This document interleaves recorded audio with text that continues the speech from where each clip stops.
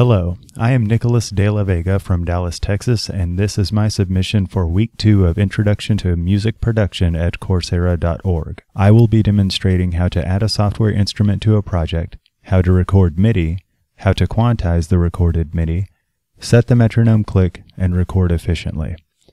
First, we need to create a new project. Let's name this new project Coursera Week 2. When this DAW Ardor 3.5 opens, it is set to create a fairly long zoom for this example at 35 seconds. We are going to zoom in a step so we can see individual beats in the grid with more ease. That's better. Now we need to create a track that will host and record our virtual instrument. In Ardor, we can do this three ways. We can right-click the blank space underneath existing tracks. We can use the track menu at the top of the screen. Or, the fastest way is to hold Control and Shift and the N key. This dialog will ask what kind of track or bus you want to create. The default is audio track, which is meant for traditional audio recording. Since we will be using a virtual instrument and recording MIDI alone, we will need to change this to MIDI track. You will notice there is also an option for audio plus MIDI tracks. This is for effects such as vocoders or pitch correctors that have audio and MIDI inputs.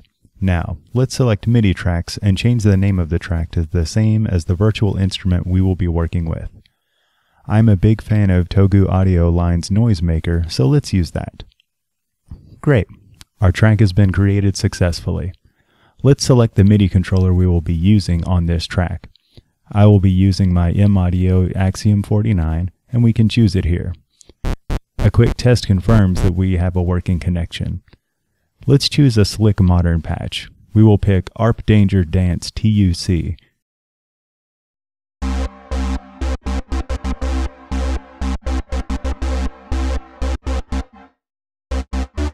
And change our tempo to something more appropriate. You'll notice that the tempo change has also affected the arpeggiation within the virtual instrument.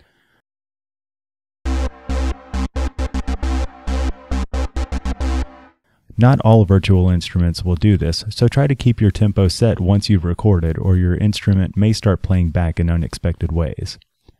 It is almost time to record. First, let's enable our metronome click and play to make sure that we can hear it. You'll hear that I've changed the click to a closed hi-hat sample. I personally find this less distracting. In Ardor, you can change this with a dialog that opens when you right-click the metronome icon. Next, we click the track record arm icon and the main record arm icon.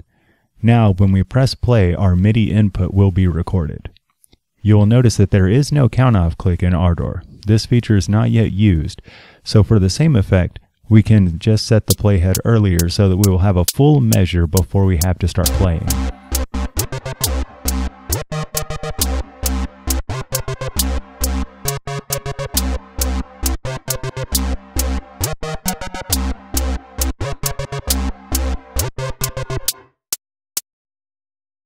Now that we have recorded some MIDI, let's clean it up a bit. You will hear the notes are not very synchronized with the click.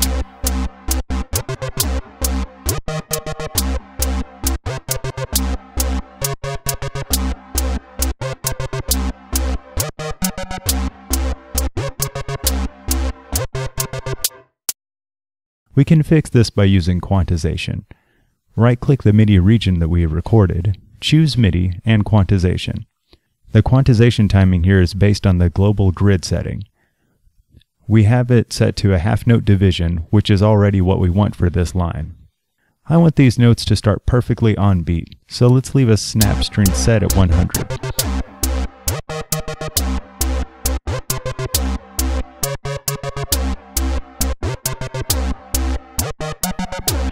There, that is much better for what we're producing here. Finally, let's extend this line so we have a nice foundation for our song. First, let's shorten the region window to end at the measure. By holding Control as we click the region, we can make a copy and drag it to duplicate it once.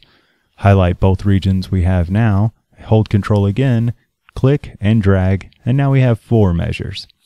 Alternately, you can right-click a single region and type in the number of copies that you need.